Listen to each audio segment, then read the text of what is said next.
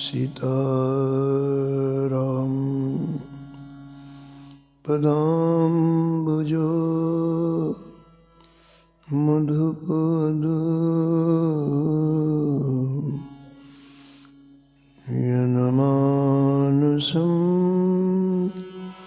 लीयते। सीताराम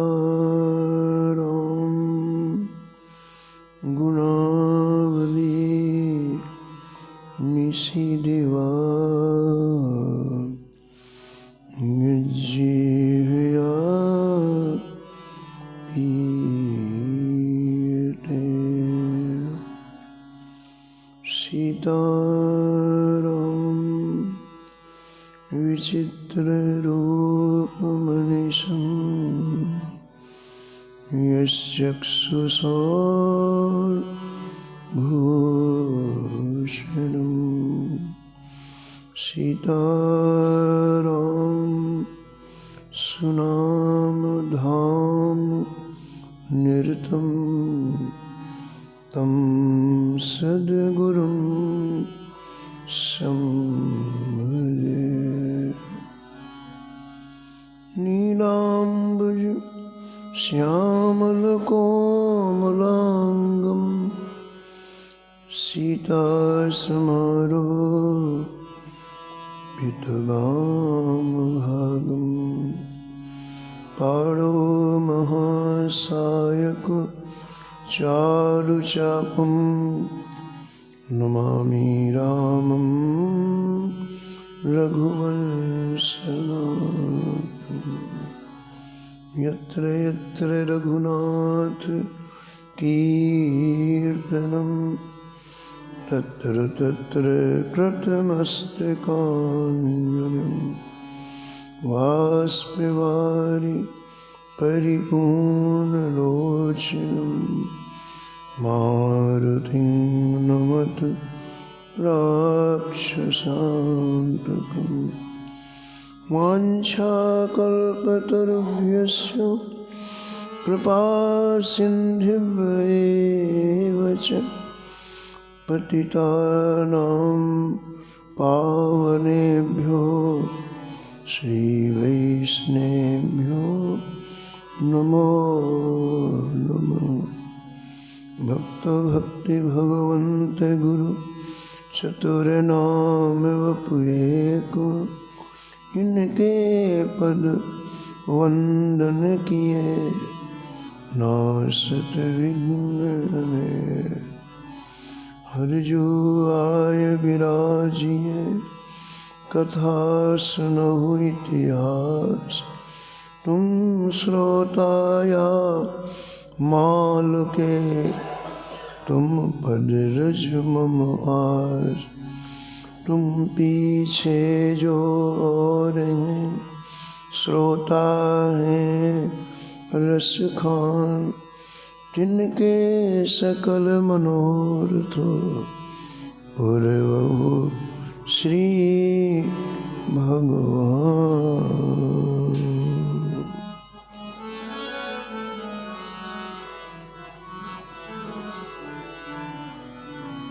राधे राधे गोविंद गोविंद राधे।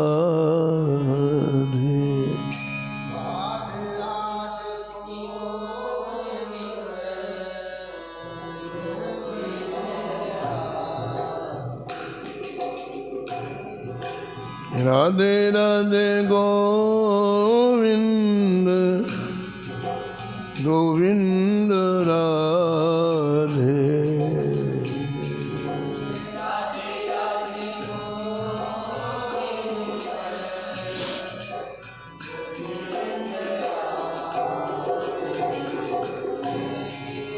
गोविंद राधे बोलो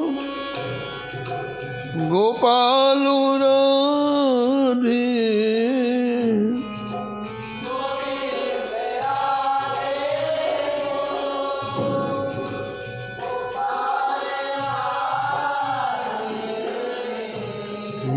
राधे राधे गोविंद गोविंद राधे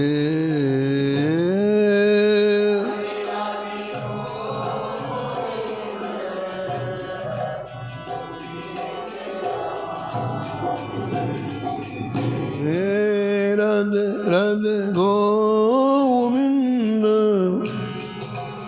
गोविंद राधे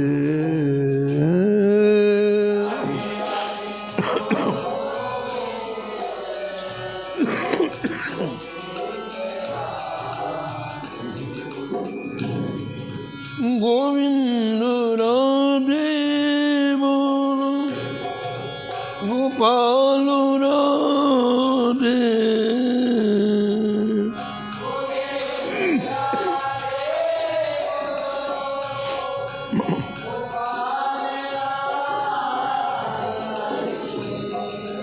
राधे राधे गोविंद गोविंद राधे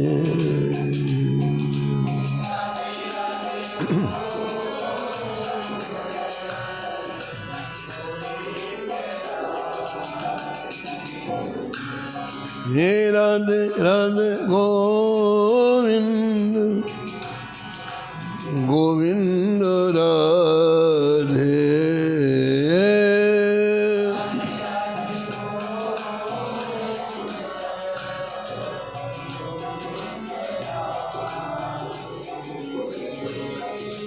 गोविंद राधे वो गोपाल राधे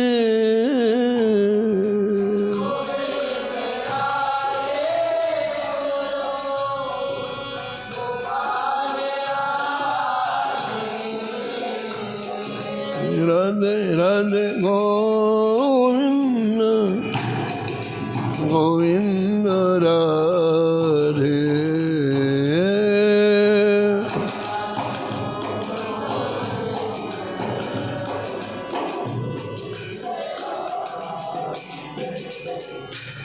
हे राधे राधे गोविंद गोविंद राधे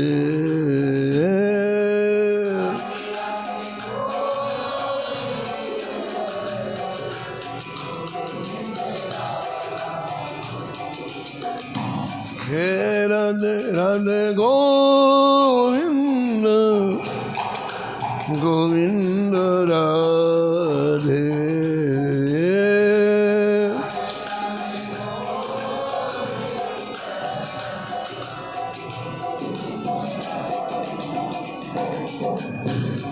हे राधे राधे गोविंद गोविंद राधे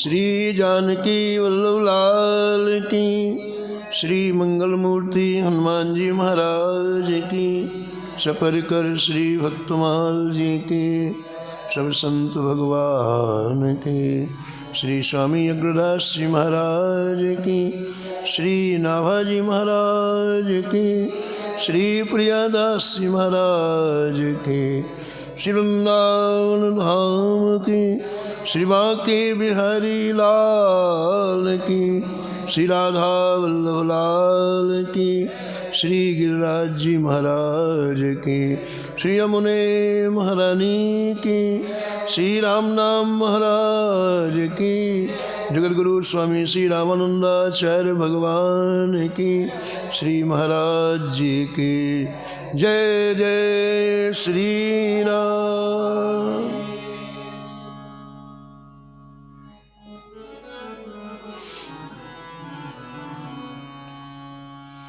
श्री रामानंद रघुनाथ जो द्वितीय से तू जगत रण कियो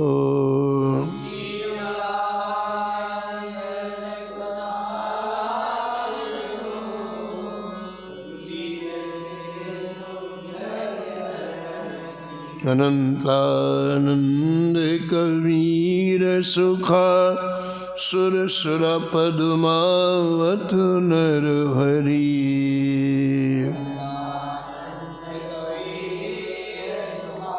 सुरसुरा पद्मावत पीपा भावानंद दास धना सेन सुरसुर की घर हरी।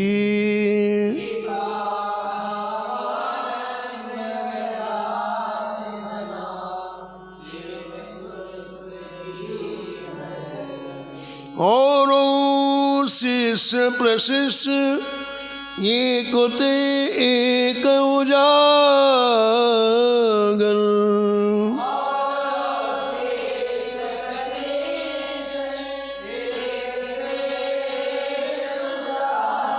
जगमंगल आधार भक्ति दस धा के आगर।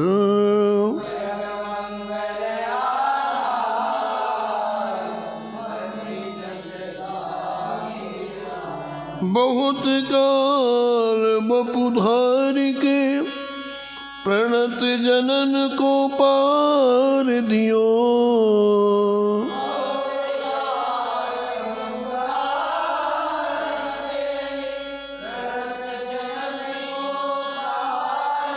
श्री रामानंद रघुनाथ जो द्वितीय से तू जग तरण कियो।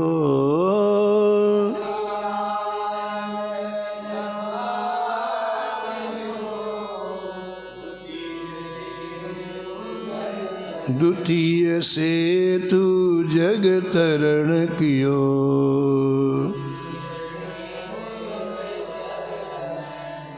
प्रातः स्मरणी परम वंदनी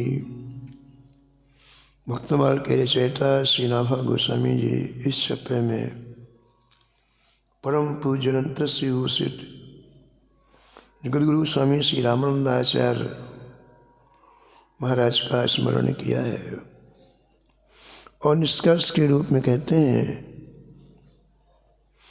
कि आपने अनेक शिष्यों की ऐसी श्रृंखला तैयार की जिन्होंने संपूर्ण जगत में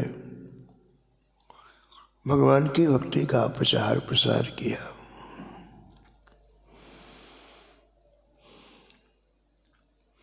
श्री रामानंदाचार्य चरितामृत के लेखक स्वामी जयराम देव जी महाराज वर्णन करते हैं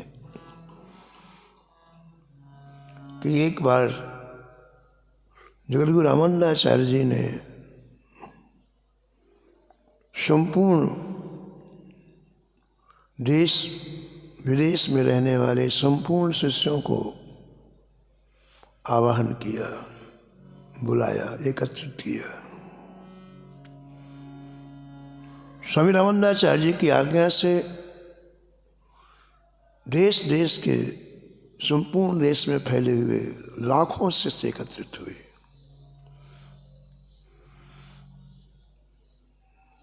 प्रातःकाल की परम पावन बेला में गंगा के तट पर पंचगंगा घाट में एक विशाल संतों का समुदाय उपस्थित हुआ। गुरु रामानंदाचार्य जी का दिव्य सिंहासन बीच में लगा, आप आकर के विराजे। ऐसा लग रहा था मानो चंद्रमा के चारों तरफ छोटे छोटे तारे बैठे हों। चंद्रमा के समान जो रामानंदाचार्य जी हमारा सुशोभित हो रहे थे और सभी तारों के समान सुशोभित हो रहे थे। बैठे शीस सकल चहु फेरी, बैठे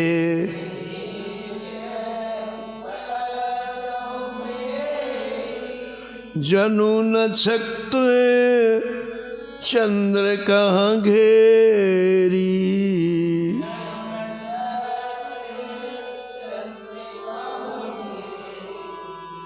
एक बार प्रभु हिय हर्षाए, एक बार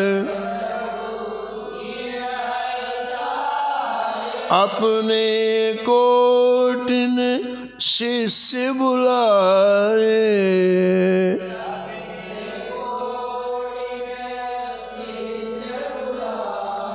मूल ग्रंथ में लिखा है कि लाखों ने कोटिन यानी करोड़ों शिष्यों को बुलाया।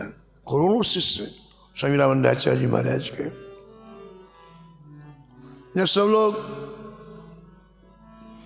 स्वस्थ चित्त होकर के विराजमान हो गए, आचार्य चरणों में प्रणाम करके तब आचार्य चरण ने कृपा करके अनुग्रह करके अमृतमयी वाणी बोले।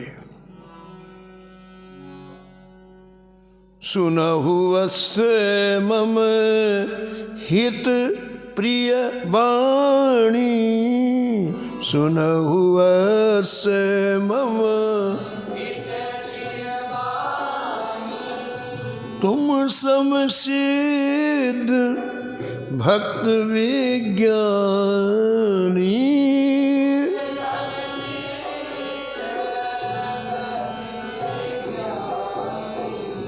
तुम सब सिद्ध भक्त विज्ञानी, तुम सब सिद्ध।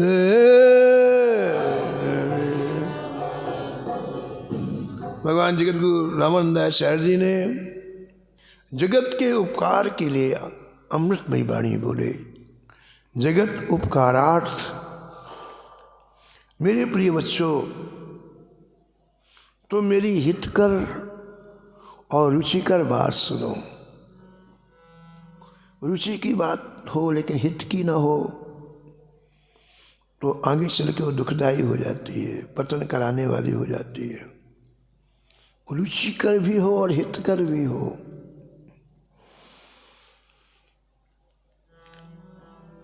आचार्य ने कहा कि तुम सभी लोग जितने यहाँ एकत्रित हुए हो, तुमने भजन किया है, इसलिए तुम सिद्ध भी हो, ज्ञानी भी हो और भक्त भी हो। तुम लोगों को संसार से कोई स्वार्थ नहीं है। जो भजन करता है ना, उसे उसका संसार का आश्रय छूट जाता है। अब तुम्हें किसी तरह का कोई कर्म नहीं काटना है और ना तुम्हारा संसार का कोई बंधन रहा कि मरने के बाद फिर यहाँ जन्म लेना है, फिर कर्मों का फल भोगना है। तुम्हारा कोई स्वार्थ नहीं है, तुम्हें कोई कर्म नहीं काटने हैं और तुम्हारा संसार का कोई बंधन नहीं है। लेकिन दूसरों को दुख से छुड़ाने के लिए तुम्हें लोक का उपकार करना है। अब संतों कह रहे हैं, देखो रामानंदाचार्य जी महाराज जी कहने का तात्पर्य कि तुम्हारा सब कुछ बन गया, अब कुछ करना नहीं है। मानव जीवन प्राप्त करके परलोक बना लेना चाहिए, भगवत प्राप्ति कर लेना, और तुमने कर लिया। लेकिन हमारा ये जीवन दूसरे के उपकार में लग जाए, यानी संसार के दुखी व्यक्तियों के दुख को दूर करने में लग जाए, यही उपकार है। इससे प्रभु की प्रसन्नता प्राप्त होती है। परहित बसु जिनके मन माही,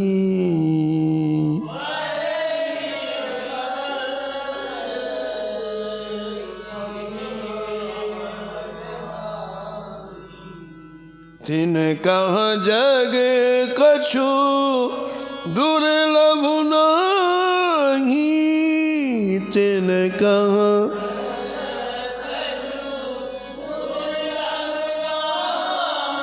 दुर्लभ नाही, दुर्लभ नाही।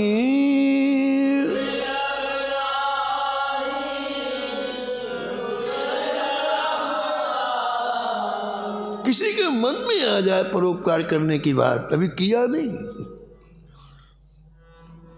तो गोस्वामी कहते हैं कि सृष्टि में कुछ भी उसके लिए दुर्लभ नहीं है। परोपकार कितना महान है।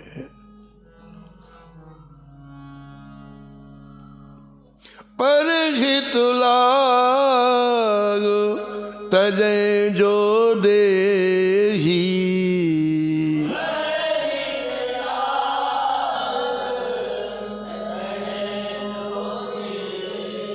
संतत संत प्रशंसहि तेहि,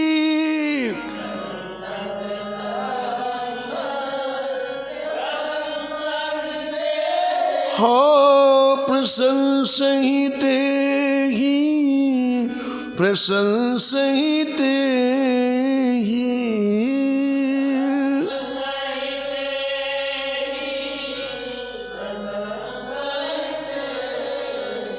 परोपकार के लिए हमारा जीवन यदि समाप्त भी हो जाए तो गोस्वामी जी कहते हैं कि संतों की सभा में उसका यश गाया जाता है, उसकी कीर्ति गाई जाती है। संतों की सभा में कभी कोई संसारी बात नहीं होती है, झूठी किसी की प्रशंसा नहीं होती है। लेकिन यदि परहित करते वाले प्राण चले जाएं तो संतों की सभा में उसका गायन किया जाता है, उसका स्मरण किया जाता है।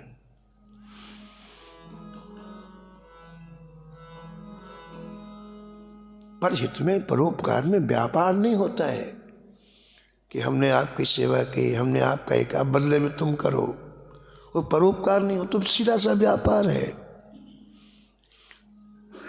परोपकार में कभी कोई स्वार्थ का लेश नहीं होता है, स्वार्थ की गंध नहीं होती है।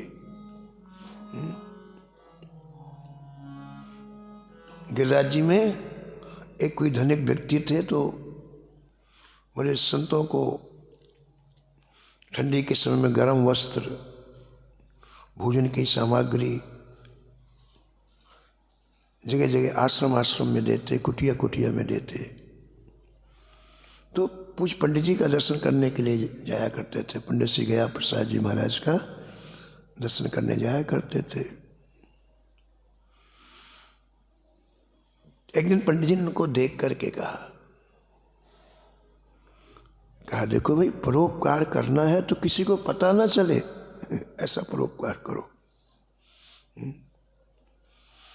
तुम जो भी सेवा करते हो उनको पता ना चले कि ये कौन कर रहा है। स्वार्थ तो हो ही नहीं कोई, लेकिन सामने वाला हमें हमारी प्रशंसा करे या हमें बहुत बड़ा भक्त माने, ये भी भावना नहीं होनी चाहिए। इसलिए परोपकार करें तो किसी को पता ना चले, ऐसा कहा पूज्य पंडित जी ने। फिर उन्होंने नियम बना लिया, उन्होंने अपने कुछ लोगों को सूर्यास्त के बाद जब अंधेरा हो जाए तो जगह जगह भेजते।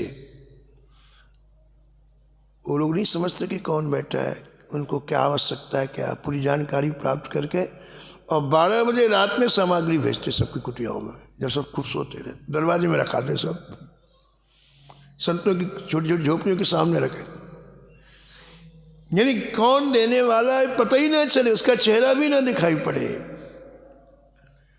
ऐसा पूज्य पंडित जी कहते थे। तो परोपकार का मतलब व्यापार नहीं, हम कोई चीज नहीं, हमारे मन में हम इससे लाभ हो जाएगा, हमको ये पुण्य, कुछ भी नहीं। सामने वाले के दुखों की निवृत्ति कैसे हो, बदले में हमें कुछ नहीं चाहिए। आचार्य कहते हैं कि माया से मोहित जगत के जीव संसार चक्र में भटक रहे, इसलिए दुखी। दुखी क्यों है, अब प्रश्न उठता है। जड़ में जाना चाहिए, मूल में जाना चाहिए। दुख को छुटाना है तो ये पता होना चाहिए ना कि दुख की जड़ क्या है। तो आचार्य कहते हैं अपने शिष्यों से, करोड़ों शिष्यों से, कि माया से मोहित होने के कारण भ्रम हो गया। हर जीव को भ्रम है, यहां सुख मिलेगा, यहां सुख मिलेगा, यहां सुख मिलेगा। भ्रम के कारण गलत जगह जा रहा है, पूरी आयु गलत जगह में नष्ट कर रहा है। आप बताओ, वहाँ सुख है नहीं तो सुख कैसे मिल जाएगा? जहाँ पानी नहीं वहाँ पानी कैसे मिल जाएगा? बस भटकने का यही कारण है, दुख का यही कारण है। मोह निशा सब सोवनुहारा,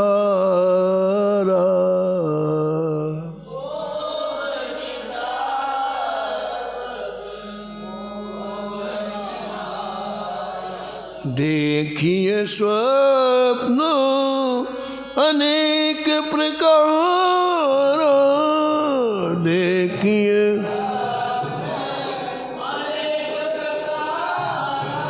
अनेक प्रकार, अनेक प्रकार,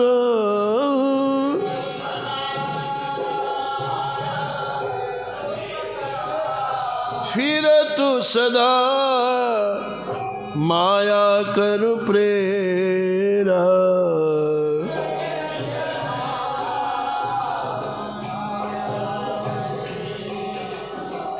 काल कर्म स्वभाव गुण घेरा, काल कर्म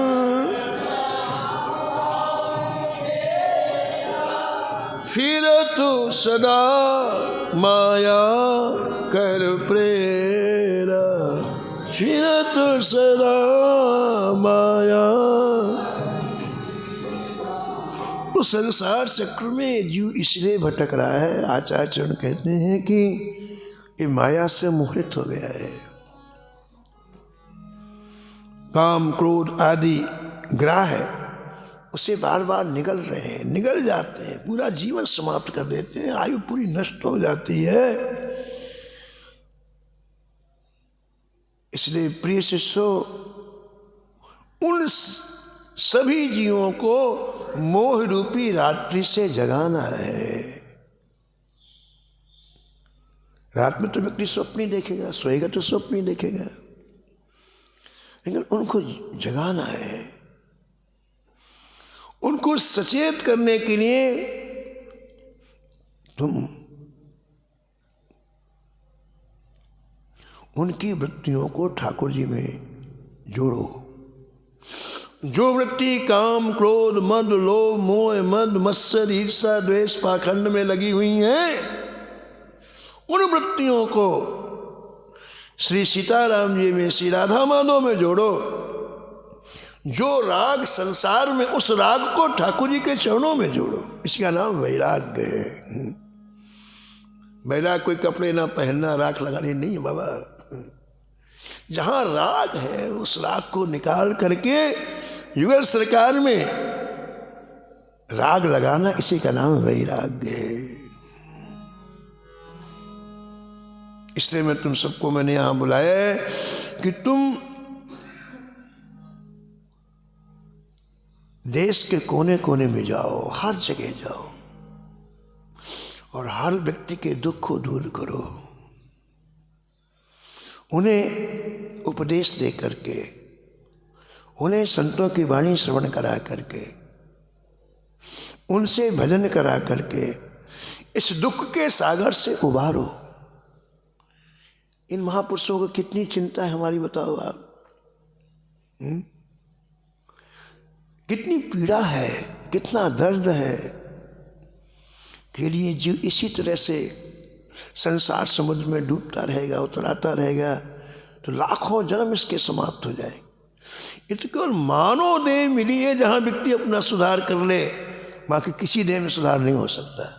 किसी देह 84 लाख योनियों में कोई देह नहीं है कि व्यक्ति अपना सुधार कर ले। अब देखिए, सांप का शरीर मिला जिसे, सांप का, तो सांप 1 करोड़ वर्ष पहले जैसे रहता था वैसे आज भी रह रहा है।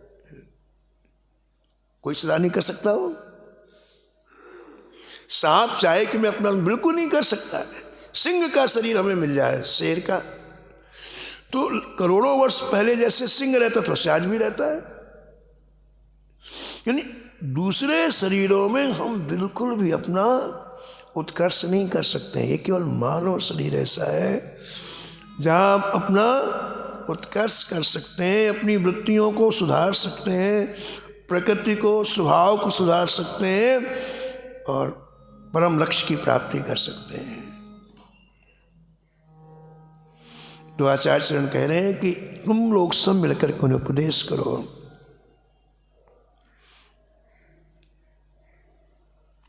श्री राम मंत्र, श्री राम नाम और श्री राम भक्ति प्रदान करो जीवों को, जिससे वो भव सागर से पार हो जाए। तीनहि उबारहु सकल मिली, तीनहि उबार कर बैराग प्रचार,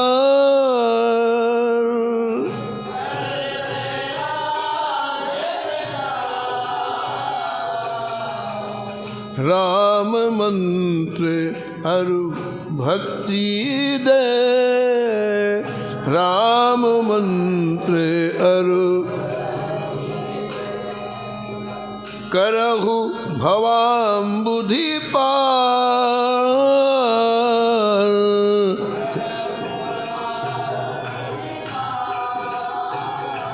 हाजी करहु भवाम्बुधि पार, करहु भवाम्बुधि। आचार्य ने सावधान किया है कि जब आप एक कार्य करने के लिए देश के कोने कोने में जाओगे तो कभी भी किसी तरह का कोई स्वार्थ नहीं रखना।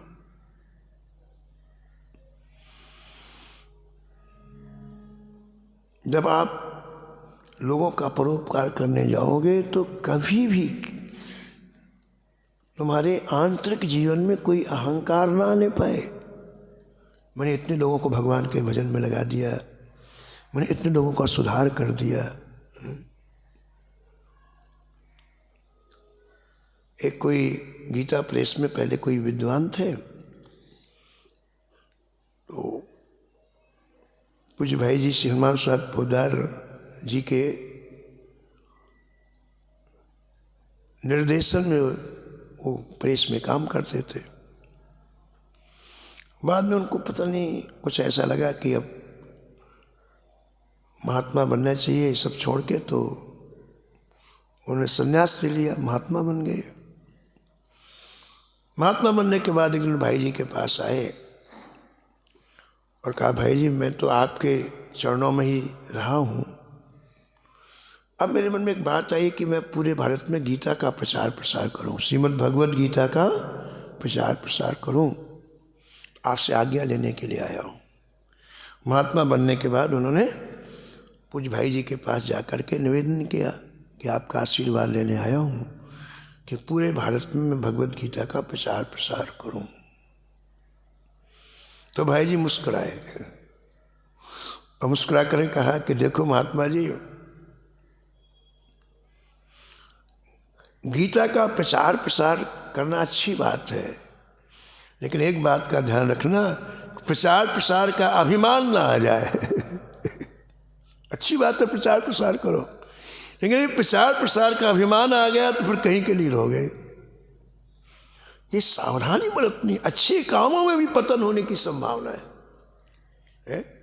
अहंकार बिल्कुल सतर्क खड़ा रहता है, मौका मिले प्रवेश करूं मैं।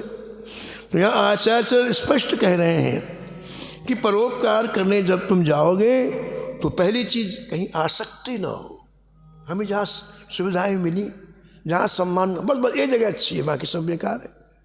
हम लोग क्या सोचते बताओ आप, जहाँ थोड़ा सा किसी ने सम्मान कर लिया है, जहाँ थोड़ा सा अनुकूलता मिल गई हमारी, सब बस ये जगह अच्छी है। अरे दादा तुम्हें एक जगह में नहीं रहना है, जहाँ के लोग अनुकूल नहीं उन्हीं को तो अनुकूल बनाना है। जो अनुकूल हो तो है ही है, लेकिन जहाँ के लोग भजन नहीं कर रहे हैं, जहाँ के लोग बिगड़े, उन्हीं को तो सुधारना है। तो कहीं एक जगह आसक्ति ना हो जाए परोपकार करने में, परित करने में। और दूसरी बात कहते हैं कभी अभिमान ना आ जाए।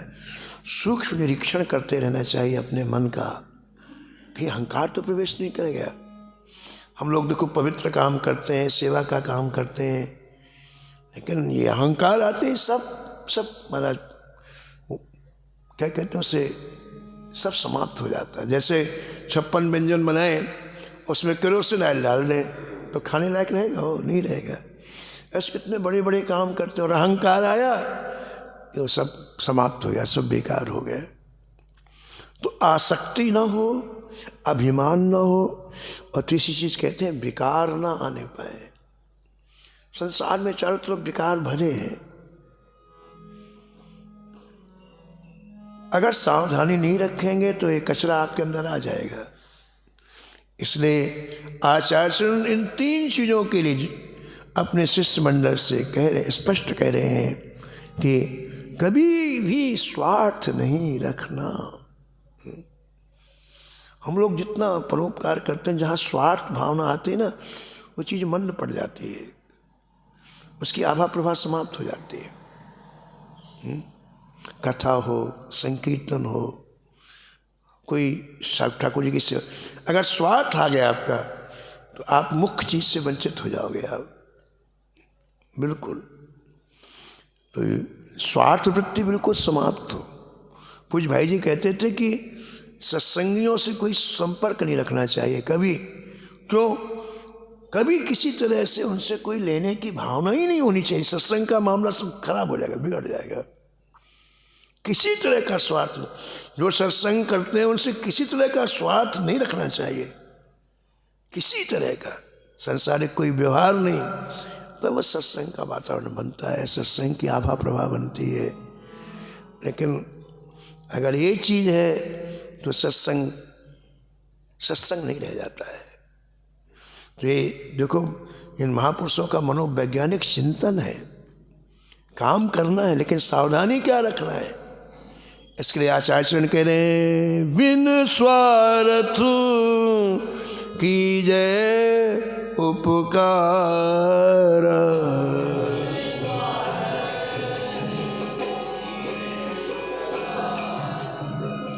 बिनु स्वार्थ कीजय उपकार,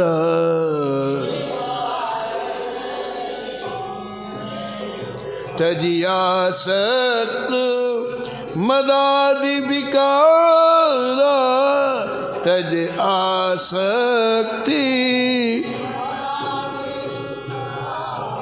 पहला आसक्ति न हो, दूसरा अभिमान न हो, तीसरा विकार न हो, और चौथा मान बढ़ाई की इच्छा न हो। ये सबसे बड़ी दुखदाई है।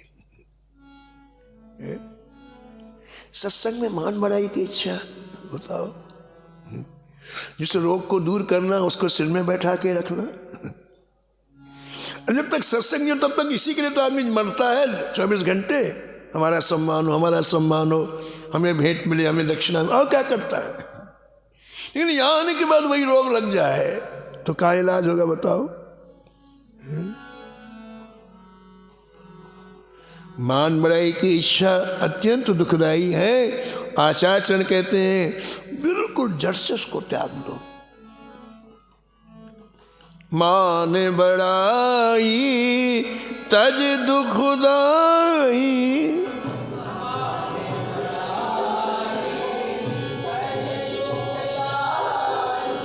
भ्रमहु न शिष्यन मोह बढ़ाई।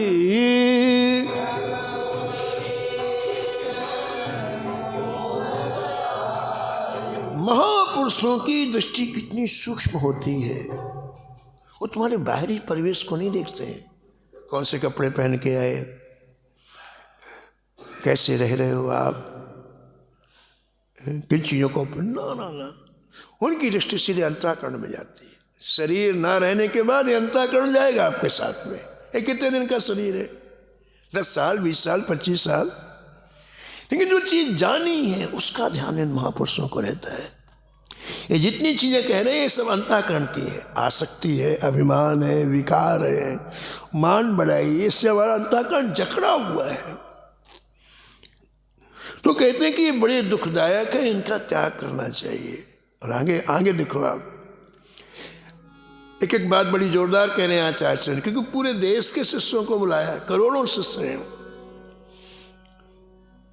कहते कि जहां जाओगे तो लोग दीक्षा लेंगे, शिष्य बनेंगे, तो शिष्यों से के मोह में पड़ करके भ्रमित मत हो जाना। हम शिष्यों के मोह में पड़ जाएं, उनसे संबंध जोड़ करके भगवान का भजन भूल जाए। जहां जाओगे लोग शिष्य तो मिलेंगे आपको। तो मूल चीज का ध्यान रखना है कि आपने उनको भजन में लगाना है और स्वयं भी भजन करना है, इस बात का ध्यान रखना। आगे की बात बहुत जोरदार करते हैं आचार्य। हुए महंत जो करी अहंकारा,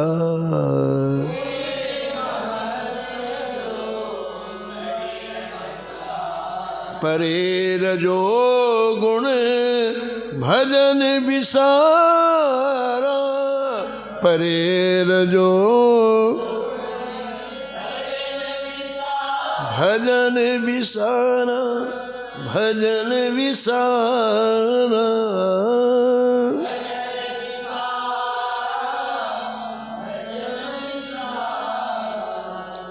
आज जब जगह जगह जाओगे तो निश्चित रूप से आपको भेंट मिलेगी, धन मिलेगा, है ना। जाएंगे आप, लोग अपनी भाव के लिए अपनी निधि, सम्मान निधि देते हैं, वो आपके पास धन हो जाएगा।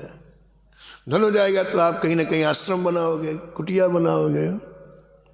कुटिया बनाने के बाद फिर आपको लगेगा कि हम महंत बने। महंत का मतलब श्रेष्ठ बने, तो फिर आप महंत बन जाओगे। और महंत बनने का फिर आपको अहंकार आएगा कि सब हम हमारी जय जयकार करें, सब हमको प्रणाम करें। ये लोग एक क्रम है। बाहर जाओगे तो धन आएगा, धन आएगा तो आप आश्रमों का निर्माण करेंगे। आश्रमों का निर्माण करने के बाद फिर आप उसके मठाधीश बनेंगे, महंत बनेंगे, और फिर आप अहंकार में डूब जाएंगे। मेरे से बड़ा कौन है, मैंने इतना बड़ा काम किया है। परिणाम क्या होगा? ठाकुर जी को भूल जाएंगे। अब मैं बड़ा हो गया ना, ठाकुर जी मेरे छोटे हो गए। अहंकार करता है क्या है? सबसे पहला काम करता है ठाकुर जी को भुला देता है। फिर ठाकुर जी रहेंगे तो अहंकार टिक नहीं पाएगा ना, तो ठाकुर अलग कर देता है आपको। महाराष्ट्र से हमारे यहाँ एक संकीर्तन मंडली आई थी बहुत पहले, कई लोग थे, 100 लोग थे। खूब संकीर्तन किया ठाकुर जी के यहाँ, हम लोग बड़ा आनंद आया हम लोग। तो बोले महाराज जी आप संकीर्तन में बैठे। मैंने कहा क्यों, क्या हुआ? बोले महंत लोग संकीर्तन में नहीं आते हैं। ये आप बैठे, महंत लोग संकीर्तन में नहीं आते हैं। हमने कहा यहाँ महंत है ही नहीं, हम तो यहाँ के झाड़ूदार हैं। महंत नहीं आते अच्छी बात है, तो झाड़ूदार है। ये अहंकार नाम से दूर कर देता है, ठाकुर से दूर कर देता है। इससे बचना है। लेकिन रामानंदाचार्य जी कहते हैं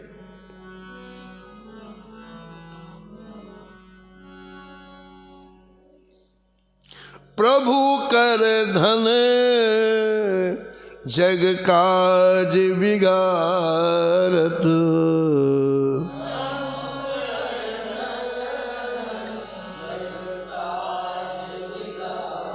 नहीं बाधन सो भक्ति प्रचारत, नहीं बाधन भक्ति प्रचारत, भक्ति प्रचारत।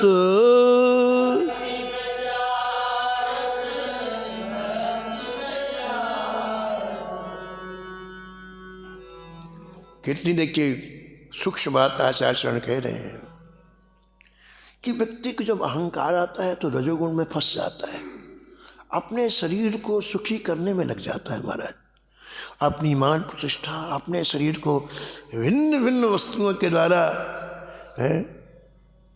सजाने का प्रयास करता है। और करता क्या है कि जो धन ठाकुर सेवा के लिए आता है, जो धन संत सेवा के लिए आता है, उसको अपने शरीर में लगाता है। महान अपराध, अपराध नहीं महान अपराध।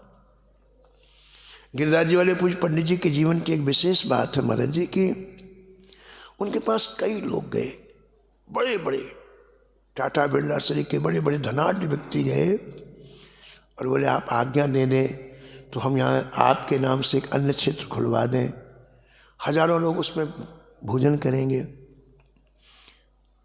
पंडित ने मना किया, नहीं, बिल्कुल नहीं, आपको कुछ नहीं करना सर, बिल्कुल बिल्कुल नहीं। आप पैसे ही तो भेजोगे, लेकिन जो लोग सेवा करने वाले उनकी वृत्तियां पवित्र नहीं है, वो दुरुपयोग करेंगे उसका। संतों को सड़ा गला अन्न खिलाएंगे, कीड़े वाला भोजन बना के उनकी वृत्ति नहीं है, उसका पाप कौन भोगेगा? बिल्कुल नहीं, बिल्कुल नहीं करना। फिर कुछ लोग बुद्धनाथ व्यक्ति आए, बोले आप आज्ञा दे तो है बहुत बड़ी गौशाला खोल दें, हजारों लाखों गाय की सेवा। बोले बिल्कुल नहीं, हमारे नाम से कुछ नहीं करो।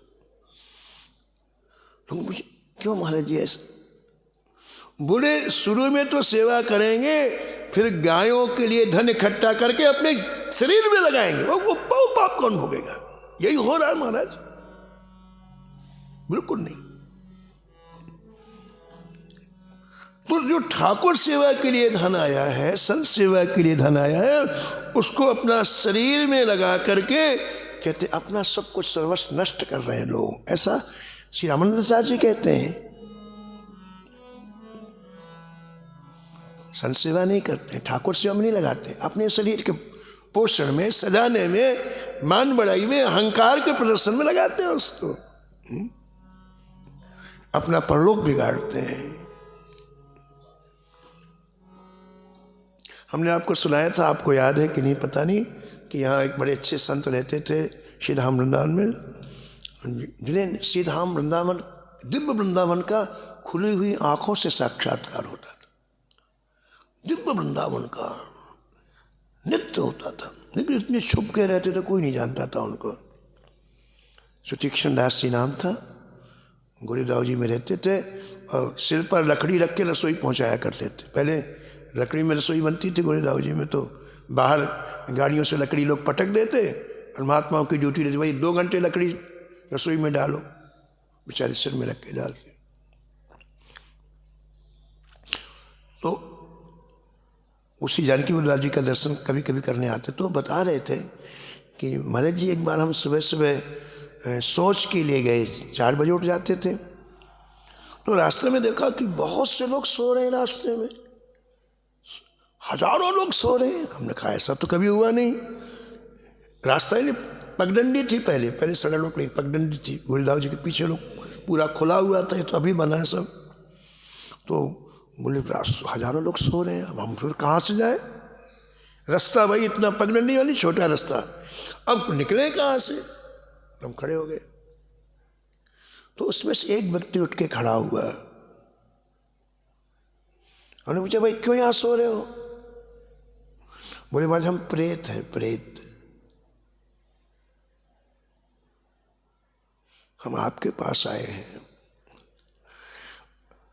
जब आप भजन करते हैं तो हम आपसे नहीं मिल सकते, हमारी सामर्थ्य नहीं वहाँ जाने की, लेकिन इस समय आप सोच के लिए जा रहे हैं, तो इस अवस्था तो हम लोग मिल सकते हैं, इसलिए अपना दुख सुनाने के लिए आए हैं। हम सब वृंदावन में रहने वाले हैं, अमुक जगह के हम पुजारी थे, अमुक जगह के हम पुजारी थे, अमुक एक एक आश्रम का नाम लिया और कहा महाराज जो धन आता था वो, उस धन को हमने अपने शरीर में लगाया, ठाकुर सेवा में नहीं लगाया, संत सेवा में नहीं लगाया, अपने शरीर में लगाया, अपने परिवार के पोषण में लगाया। उसका परिणाम हुआ कि हमें प्रेत योनि मिली है। भगवान आप इतना भजन करते हैं, यदि आप एक बार कह दें कि इनके अपराध क्षमा हो जाए तो हमारा अपराध क्षमा, हम प्रेत योनि से छोड़ें, इसलिए हम आपके चरणों में प्रार्थना करने आए। महाराज जी कहते थे हमको दया आ गई, हमने कह दिया हाँ तुम्हारा क्षमा हो जाए, और वो चले गए, प्रेत योनि की छूट गई। तो ये आचार्य चरण कहते हैं कि देखो भाई प्रभु के धन को, संतों की सेवा में जो धन आए हैं, उसको अपने शरीर में लगाना, अपने स्वार्थ में लगाना, इससे परलोक मत बिगाड़ो अपना। ते पावत गति स्वान समान,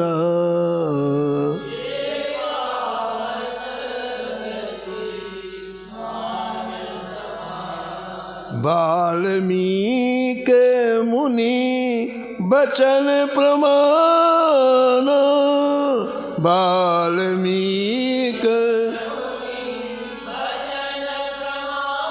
बचन प्रमाण, बचन प्रमाण।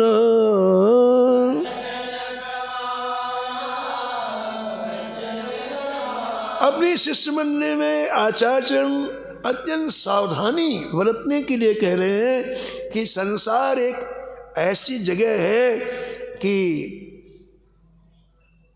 जहां बड़ी जल्दी पतन हो सकता है। काजल की कोठरी में कितनों ही सयानो जाए, काजल की एक रेख लागी है पहलागी है। इसी जैसे अपन युद्ध के मैदान में कवच पहन के जाते हैं ना, कहीं से बाण लग सकता है, आगे से, पीछे से, ऊपर से, नीचे से, तो कवच पहन के जाते हैं कि बाण लगे तो वो अंदर प्रवेश न करे, नीचे गिर जाए। ऐसे जब तक धाम में हो आप, संतों की परिधि में हो आप, तो किले में हो, लेकिन यहाँ से जाने के बाद जब संसार में जाओगे तो काजल की कोठरी है, कहीं ना कहीं रेखा लगेगी ही। तुम्हारा अत्यंत सावधानी बरतनी। जगदगुरु शंकराचार्य जी अपने शिष्यों के साथ ट्रेन में यात्रा कर रहे थे। आज पहले के शंकराचार्य जी, अभी जो 100-150 वर्ष पहले हुए, तो वो ट्रेन में किसी की तरफ आँख बंद करके बैठे थे, न किसी की तरफ देखे, न किसी में, शिष्यों से 1 मिनट बात नहीं की ट्रेन में। अब पूरी यात्रा होकर जब स्टेशन उतरे तब उनसे बात करने लग गए, एक भाई ऐसा करना है। शिष्यों ने कहा, गुरुजी आपने जब से ट्रेन में पैर रखा तो 1 मिनट भी बात नहीं की, ना किसी को देखे। बोले, हाँ बेटा, ट्रेन के अणु परमाणु अच्छे नहीं रहते हैं, अपनी सुरक्षा के लिए कवच तैयार करना पड़ता है। कितने लोग ट्रेन में कितने कितने तरह की यात्रा करते हैं, कैसे कैसे उनकी प्रकृति, कैसा स्वभाव उनका। इसलिए उस समय सुरक्षा के लिए वजन का कवच आवश्यक होता है, कहीं हमारे मन में मलिनता ना आ जाए। इसलिए रोज से कई गुना अधिक भजन वहां करना होता है। ये क्या है? काजल की कोठरी में कितनों ही सयानो जाए, काजल की एक रेख लागी है पहलागी है। आचार्य चरण कहते हैं, जगदगुरु रामानंदाचार्य कहते हैं कि भाई जो श्री ठाकुर जी का द्रव्य, संतों का द्रव्य अपने शरीर में लगाता है, अपने परिवार में लगाता है, उसे वाल्मीकि रामायण के उत्तरकांड का कुत्ते वाला प्रसंग जरूर सुनना चाहिए। वाल्मीकि रामायण में एक कुत्ते का प्रसंग आया महाराज जी। भगवान श्री राम 11,000 वर्ष तक राज सिंहासन पर विराजमान हुए और प्रतिदिन किसी को कैसा भी कष्ट हो वो फरियाद कर सकता है राज दरबार में। तो इतना सुख था राम राज्य में, कभी कोई आया ही नहीं। राम राज बैठे त्रैलोका, राम राज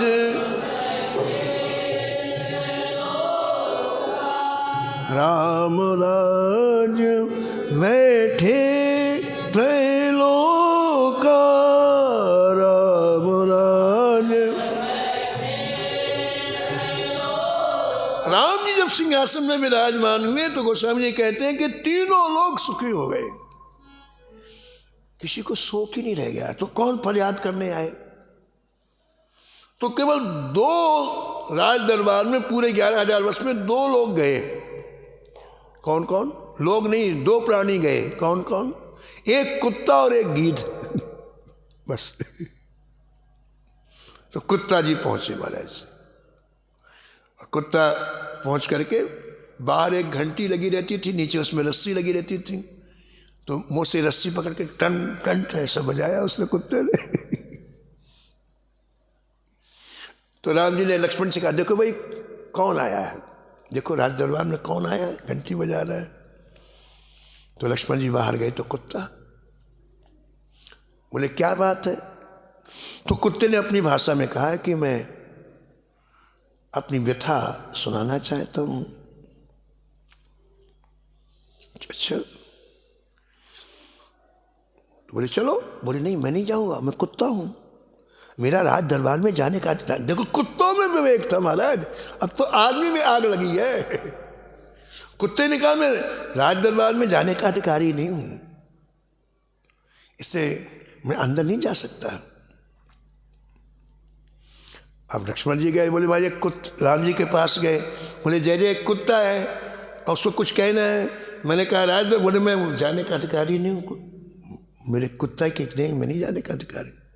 तो राम जी स्वयं सिंहासन से बाहर है, बोले बोलो भाई क्या बात है। बोले महाराज आज मेरे को सुबह सुबह ऐसी ठंड में है एक ब्राह्मण ने बड़ा कस के प्रहार किया, तो मेरे को बहुत दर्द हो रहा है, मैंने उसका कुछ नहीं किया।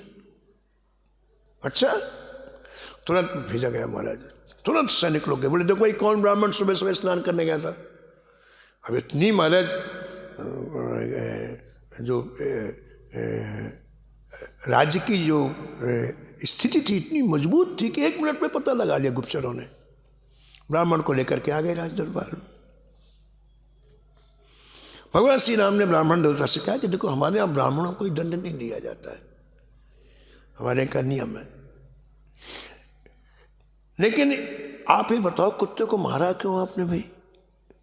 ब्राह्मण ने कहा महाराज मैं स्नान करके आ रहा था सरजू जी से, यही बीच में बैठा था, इसको किनारे में बैठना चाहिए, तुम मेरा स्पर्श हो गया तो मुझे ठंड में दोबारा नहाना पड़ा, तो मुझे गुस्सा आई, मैंने एक डंडा जमा दिया। भगवान ने कहा बताइए बताओ पशु में ज़्यादा विवेक है कि मनुष्य में ज़्यादा विवेक है, बताओ। मनुष्य में ज़्यादा विवेक है ना, तो विवेक के अनुसार तुम्हें काम करना चाहिए, किनारे से निकल जाते, इसलिए ये तो तुम्हारा अपराध हो गया। पशु में से ज़्यादा मनुष्य में विवेक होता है, तुम्हें विवेक किसी काम मारना नहीं चाहिए, अपराध हो गया। हाँ बोले महाराज गलती, समझ गया ब्रह्मा मेरे से गलती हो गई। तो भगवान श्री राम ने कहा हम तुमको दंड नहीं देंगे, लेकिन अब ये कुत्ता ही तुमको दंड देगा, जो देगा वो मानना पड़ेगा। बोले ठीक है महाराज, अब वो समझ में आ गया उसको कि मेरे से गलती हो गई ब्राह्मण को। तो कुत्ते से पूछा गया, हाँ कुत्ते जी बताओ, इन्होंने तुमको डंडा मारा है तो क्या दंड देना चाहे तो इन्हें। कुत्ते ने कहा इन्हें महंत बना दो। क्या कहा, क्या कहा, इन्हें महंत बना दो, एक स्टेट है कलिंजर स्टेट, वहां का महंत बना दो। सारे सभासद हंसने लग गए, मुझे दंड दे रहे हो कि इनाम दे रहे हो।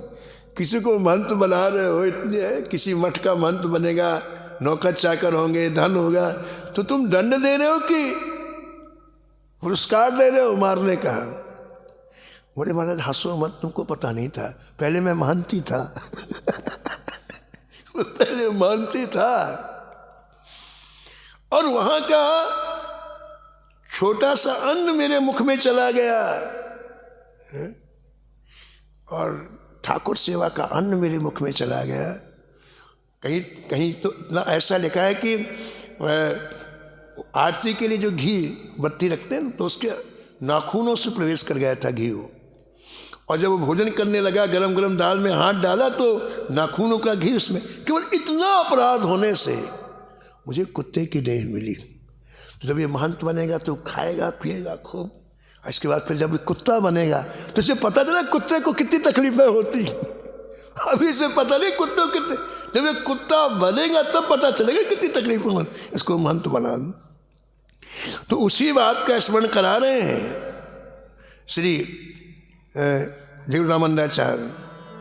हुए महंत जो करी अहंकार, हुए महंत जो, परे रजो गुण भजन विसारा, परे रजो।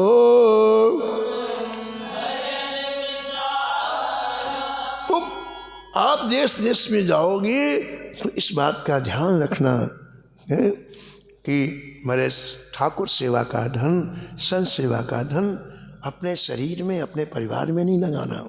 और आगे की बात, कभी भी कुधान मत खाना। कुधान ने क्या बताओ, जिनके विचार अच्छे नहीं हैं उनके हाथ का स्पर्श किया हुआ यदि आप खाओगे तुरंत बुद्धि मलिन हो जाएगी, तुरंत। हम इसका बिल्कुल ध्यान, अब होटल वालों की तो कोई बात ही नहीं यहाँ पर, लेकिन घर में, परिवार में भी जिसके विचार खराब हैं, गंदे, उनके हाथ का स्पर्श कभी मत खाओ। आपका भजन से मन एकदम से हट जाएगा। अन्न का प्रभाव भजन में बहुत पड़ता है। हमारे श्री धाम वृंदावन में बाल भक्त ओम प्रकाश जी हुए हैं, 70 दिन में भगवान का साक्षात्कार प्राप्त किया। उन्होंने अन्न में बहुत जो, उन्होंने भजन किया ना, तो उनको पता है कौन कौन सी चीजें रुकावट डालती हैं। कहते भजन करने वालों को अन्न दोष से बचना चाहिए, सबका अन्न मत खाओ, बहुत सावधान, अति सावधान रहो। घर में भी जिनके विचार दूसरे, उनका स्पर्श किया मत खाओ, आपका सर्वस्व नष्ट हो जाएगा। उनको तो भजन, जिसके शरीर में हजारों टोकनी गोबर पड़ा है उससे क्या फर्क पड़ेगा, 10-20 और पड़ गई। लेकिन जिसके शरीर में एक भी टोकनी गोबर नहीं है, शरीर स्वच्छ है, उसको तो 1 किलो गोबर से उसमें दाग पड़ जाएंगे। तो हमने एक जगह पढ़ा कि बम्बई में भाई जी जा रहे थे, उनको प्यास लगी, कस के प्यास लगी, गाड़ी में जा रहे थे, मैं मोटर में, कार में जा रहे थे।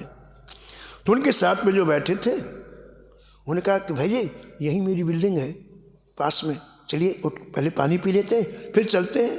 किसी सभा में जाना था भाई जी को, तो वहाँ उतरे, वहाँ वो कक्ष में बैठाया उसने भाई जी को अपनी बिल्डिंग के, और छोटे भाई से कहा कि जल्दी से जल लेके आओ। छोटा भाई गया और एक प्लेट में जल का गिलास रख करके आया और सामने रखा। भाई जी ने उसे देखा, जल वैसे का वैसा रखा रह गया। आधा घंटे हो गए, पिया नहीं। आधा घंटे के बाद भाई ने कहा चलो भाई समय हो गया चलो। और उसको आश्चर्य, जिसका मकान था, जिसके साथ में जल पीने की, अभी कार में भाई जी कहते भाई प्यास लग रही है, जल पीना है, और आधा घंटे से जल रखा, जल नहीं पिया, क्या बात है। तो वो उस समय तो कुछ नहीं बोला। जब गाड़ी में बैठे चलने लगे तो रास्ते में पूछा कि भाई जी आपने जल नहीं पिया। भाई ने कहा कहने की तो बात नहीं है, लेकिन तुम्हारा भाई जो जल लाया था उसके विचार बड़े गंदे थे, यदि मैं जल पी लेता तो मेरी बुद्धि मलिन हो जाती। ये ध्यान भजन करने वालों को ध्यान रखना है। ऐसा नहीं चलेगा, आधा धुंध काम नहीं चलेगा ना। भजन सूक्ष्म राज्य की चीज है, स्थूल राज्य की चीज नहीं है। तो सूक्ष्मता के लिए सावधानी रखना बहुत जरूरी है। कबहू कुधान न खायऊ भाई, कबहू कुधान न खायऊ भाई, परिकुसंग मति तुरत भ्रमाई, परिकुसंग मति तुरत भ्रमाई। कभी कुधान मत खाना, क्योंकि खराब स्त्री पुरुषों के का स्पर्श किया हुआ अन्न महाराज आपका सर्वस्व नष्ट कर देगा, बुद्धि बिगड़ जाएगी। इसलिए न तो खराब लोगों का संग करो, न उनका के साथ बैठ के भोजन करो, और न उनका स्पर्श किया हुआ खाओ। कुसंग से बुद्धि बिगड़ जाती है। इसलिए जो भजन करते हैं, सत्संग में रहते हैं, उनसे संपर्क रखो, उनके यहाँ प्रसाद पाओ, ऐसा आचार्य कहते हैं।